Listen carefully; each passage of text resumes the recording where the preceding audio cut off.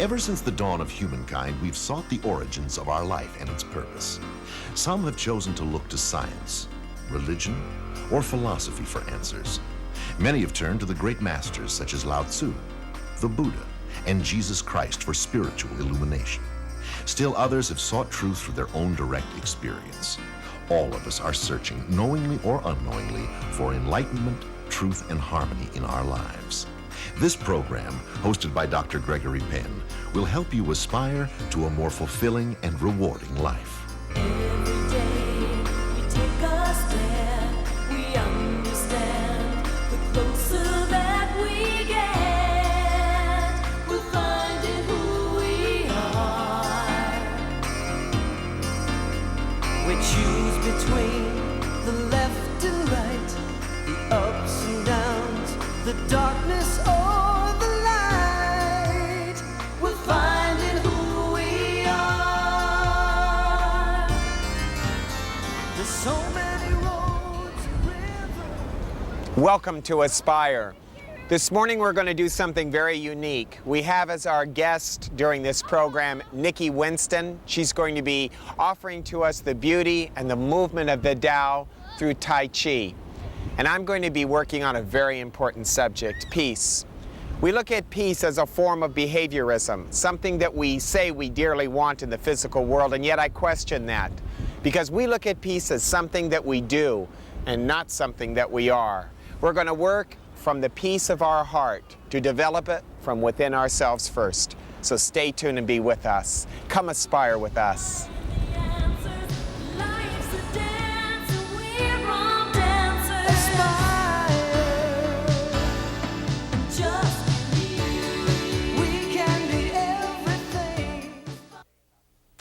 We hear a lot today about the need for peace on earth. And I wonder really how many of us want to give ourselves over to peace. We put a lot of hope in other people. Harmonic convergence. We put our faith and our hope in prayer groups. We think that if we all sit around and we meditate closely that something miraculous is going to happen. And yet I tell you that none of that is going to change anything until we change. Peace on earth does not depend upon other people. The stars' alignment depends upon us living a peaceful life day to day and moment to moment. Probably the Prince of Peace, as they call him, Jesus, was thought of as the one individual, especially at Christmas time, that is supposed to bring us this ultimate sense of peace. They call him the Prince of Peace. Interesting thought that we would call a master such as Jesus that. And yet, if you look at his life, if you looked at it from a literal point of view, here is a man who got kicked out from one town to another, where people were always saying bad things about him. Even after he resurrected a child, people would criticize him. You begin to think, well, how can there be peace in a man like this, who did all of these beautiful works, and still there was war and rumor of war, and Jesus said there would be. I want to read to you something from the book of Thomas. I love this. I did this on my radio program recently, and we got a lot of mail on this. This comes from log 16, okay? Jesus said, "Men possibly think that I have come to throw peace upon the world, and they do not know that I have come to throw divisions upon the earth, a fire, sword, war." This is from the Prince of Peace. Division, war. There's something very similar to this in the gospel. What was Jesus talking about? What is peace on earth? I'm going to take a very controversial stand. It is not my nature to take controversy, but let's look at this for a moment. Peace is not the planet, everyone getting along. It isn't going to happen. That's not what's ever going to happen in this world. Jesus said there will always be wars and rumors of wars. In his own teachings, he's saying to us that his teachings will bring about war and division. There goes peace on earth, goodwill towards man, right down the proverbial toilet. Now listen, what did he mean by that? The peace has to be established in here, not out here. And if we, you and I, do not start living our peace moment by moment, second by second, we have nothing. How can you expect Russia or the United States to make any changes when you won't make any change and I won't make any change in my life? How can we expect anybody else to? We run around with a lack of understanding of the sacredness of our own life. There's no peace in us. If you want to know where peace is, where it originates in us. If you want to know where the war originates, it originates in us. Look in the mirror. Look deep into your eyes. Look and see how you are. We fight at a drop of the hat. We're offended quickly. We take sides. We take stands. We think that the right is better than the left, or the left is better than the right. How can peace happen with these attitudes? And look at religion. Religion teaches us to be fearful of God, to fight for God, or to fight for someone, a Jesus. And yet Jesus never said that. He said, though, that if you followed him, if you listened to him, he would create a war and a division. And the war and the division is in us. That war and division between ourselves and our higher nature. It will seem like that. That's what he's trying to say to us. It will seem like that. If you're really working on yourself spiritually, you're going to hurt. There are going to be divisions in you. Your family is going to think, my God, you've become crazy. You've become a fanatic. You're not the same person. You'd be surprised how many people miss your attitudes when you don't fight with them. Your own families, when you won't fight with them, when you non-resist them, when you compassionately look at them and do not engage in your usual fight, how much they miss that and they go, what's wrong with him or her?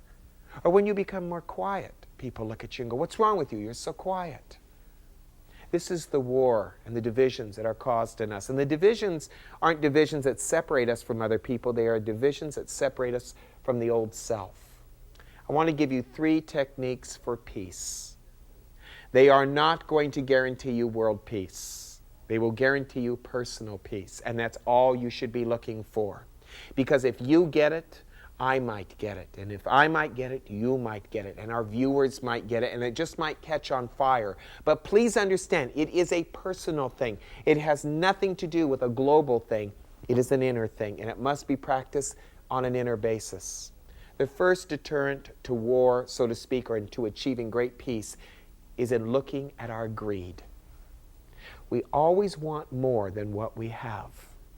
We have never learned the spiritual balance of the word enough. To have enough.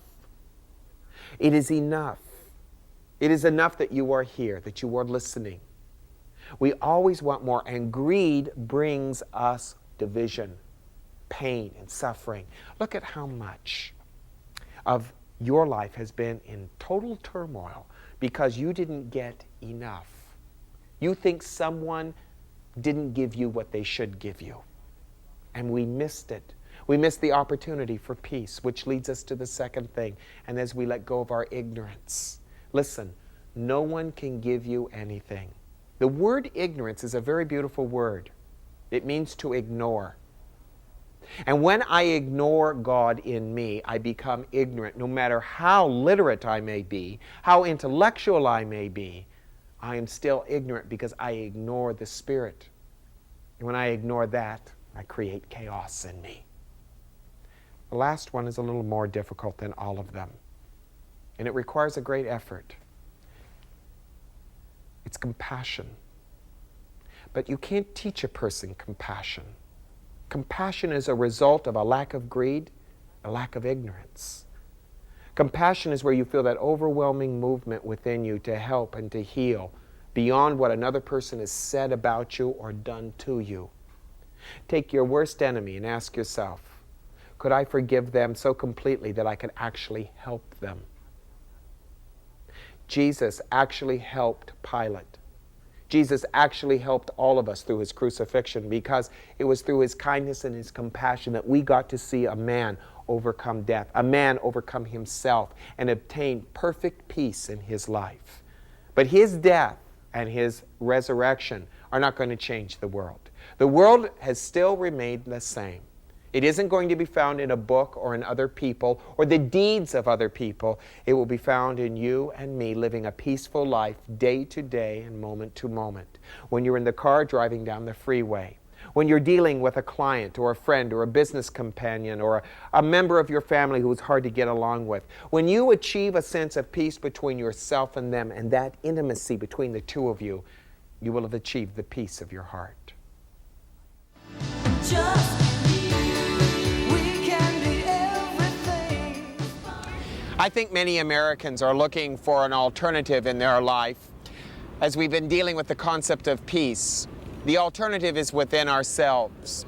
And in continuing with that, one of those alternatives is the Tao of Tai Chi.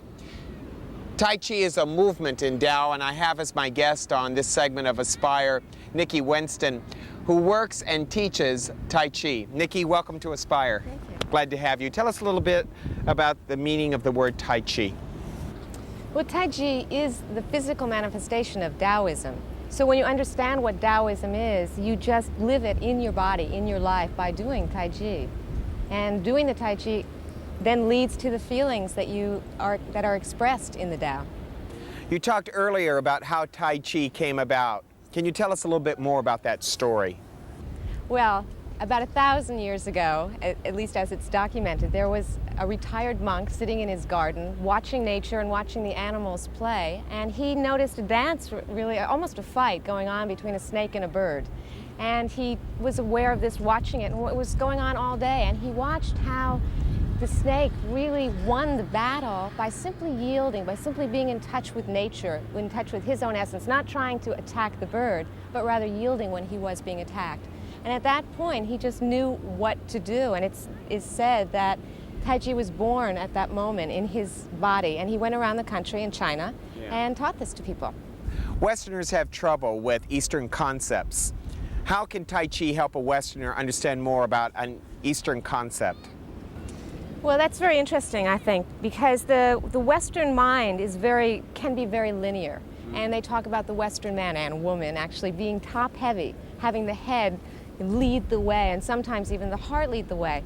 In China, in the Oriental philosophy, it's more the Buddha belly, and understanding that that is really the physical source of gravity, and that's your center.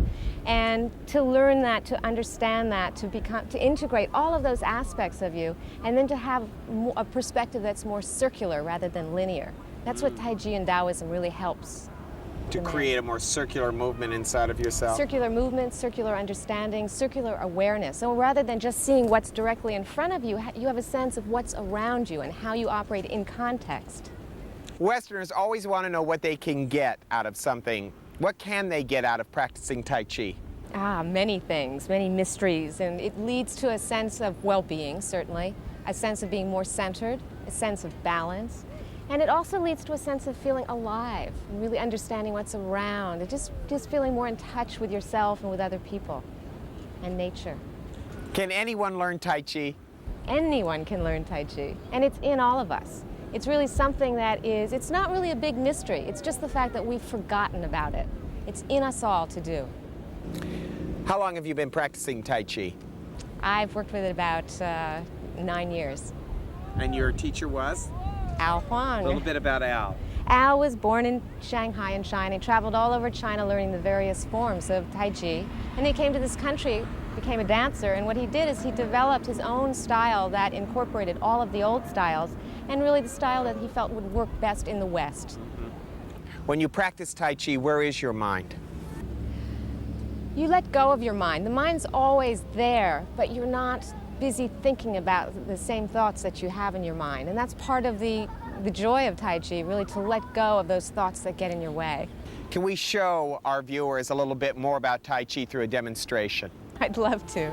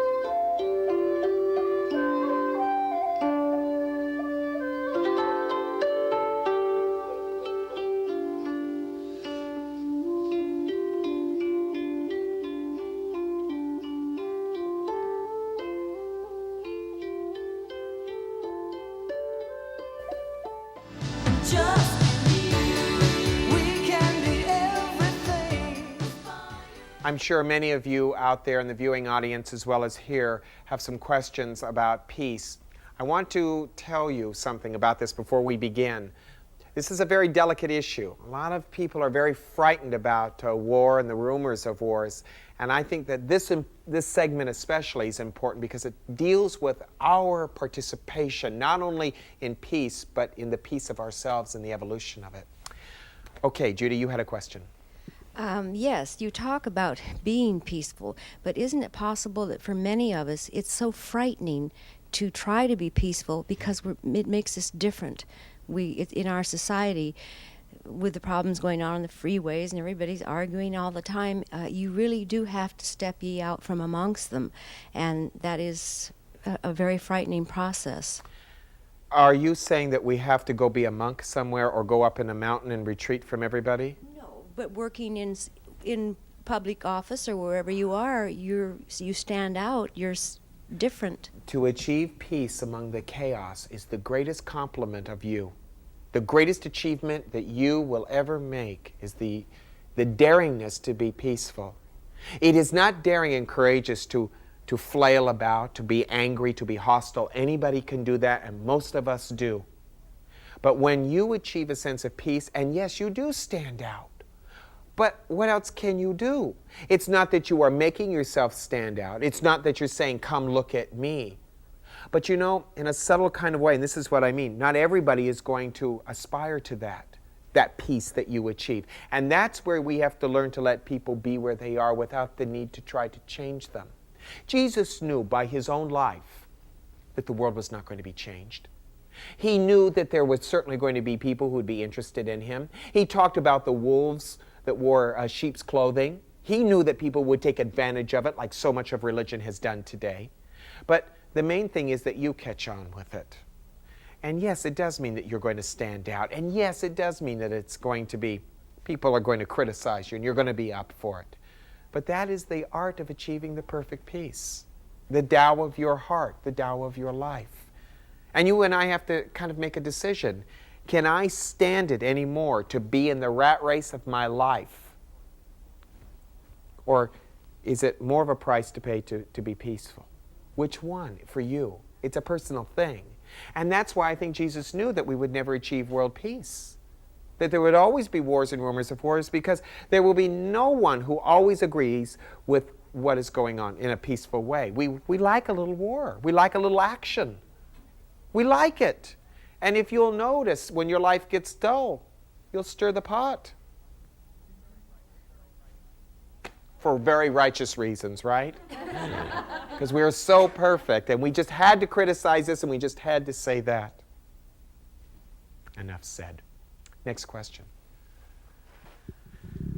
Yes, Greg, you said peace, it's impossible to have peace on earth. Isn't this rather negative? Yes, a lot of people would say it's negative. But isn't it rather idealistic to think that there would be peace? When there are so many guns pointed, not just guns out there, but the guns in here. The moment someone says, isn't that terrible that he said that, that is the very venom that creates the war that we are talking about. The very venom that says, I don't agree with you, I don't like what you're saying, that can't possibly be true. And I'm not saying you're saying that, Mary, but maybe some of our viewers are out there, our more religious friends. That is the venom that creates the war. I personally feel that religion has been the out for our cruelty for a long time. It has been something we've said, you know, onward Christian soldiers marching as to war. What a horrible thought that is. Do you think Jesus would sing that, lugging his cross up the hill? What a picture, what a mockery we have made of the Master's life. We have a hard time with this kind of stuff. If we're going to achieve peace, don't march for it. Don't not eat for it. Gandhi's little starvation trip. Great man, but missed the point. Peace happens on an individual basis. And sometimes we need a lot of war to get to the futility that brings us peace. Sometimes we need a lot of problems to get there. I have learned to respect that.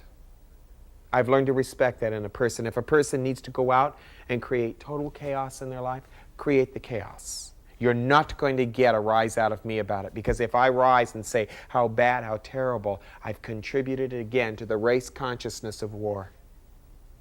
It is best for me to be quiet. If you'll notice, Jesus never took a political stand. He never said that the Roman Empire were bad people, that Caesar was a bad person, that the governor was a bad person. Pilate stood before him and begged him just to say he wasn't the king of the Jews. He never had a bad word to say about anyone. He was the Prince of Peace, not because the world became peaceful because of him, but because in the midst of his own crucifixion, he could find peace. You and I need to do that too. We shouldn't have world hopes. That should be added unto us later. Our effort should be the cause of war, which is you and me just sitting right here today. We're causing war because we take stands. We say, you're right, you're wrong. You're good, you're bad. You should believe this, you shouldn't believe that. Any other question? Greg, you told us that we would find peace only if we could be ourselves. What happens when other people don't like us the way we are? I mean, how can we find peace in all of that? You can't. And if you're always looking for other people to approve of you, your life, as Jesus said, will be wars and rumors of wars and torn apart. Don't be looking for other people to like you. Do you like you? Can you live with you just the way you are? That is the real question. And maybe some changes need to be made. But if you artificially try to make a change happen that you're not ready to make on your own, then it's a pseudo-peace. It's not a real one. The only time you'll really be happy with yourself is when you see yourself for who you are and what you are, as a spiritual being, and not for that ego side or that physical side or that knowledgeable side. And that's why we meditate, to learn to drop all of that, to go back to the simplicity of our heart. If peace depends upon what other people think of you, you'll always be at war. Even if you get everybody's approval, inside you'll go, I don't really want to be this, and I don't like what I'm being right now. And to be honest with you, I'd like to be different, but I'm afraid to be any different for fear of what will happen, the reprisals. Jesus was a very courageous man. He called a spade a spade. And when we were wrong, or we were acting unkindly, or we were not acting out of the manner of our own spirit, he would call us on it and say, know ye not the manner of your spirit? And that's what I might say to you. Know the manner of your spirit. It is compassionate, it is loving, it is unconditional, and it is kind. That's the greatest effort we'll make towards peace. Cease your marching and your protesting and your worrying and your fretting. Work from the peace of your heart. Namaste. Thank you. Well, we hope you enjoyed this particular edition of Aspire as we work with the idea of peace and the Tao of movement through Tai Chi. Please remember, peace is our responsibility. It has nothing to do with world leaders. It has nothing to do with visualizing people being at peace. Peace will happen when you and I take seriously that beatitude, blessed are the peacemakers. A peacemaker is an individual who makes peace within themselves, who allows themselves to make mistakes and others too, does not see the necessity to criticize or judge other people or ourselves. Peace is an inner work, and it starts with you and me on an inner basis. It has nothing to do with what other people are doing. This week, walk in the Tao of the peace of your heart. And make sure as you walk in that Tao, that peace of your heart, that you find tolerance and love in everything that you do. Thank you for being with us.